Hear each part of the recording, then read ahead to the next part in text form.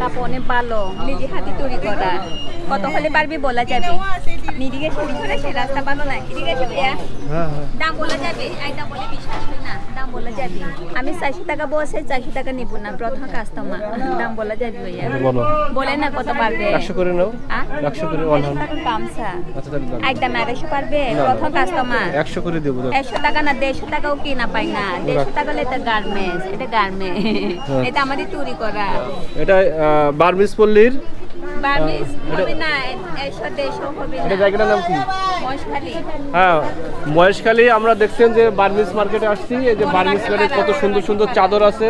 আপনারা যারা ঘুরতে আসবেন মহেশখালী, এই যে এখানে আসবেন বার্মিজ পল্লীতে, এসে চাদর কিনে নিয়ে যাবেন। এই যে একদম বিশ্বাস করে না করে রেখে আর 100 করে দেবো। না, ঠিক আছে।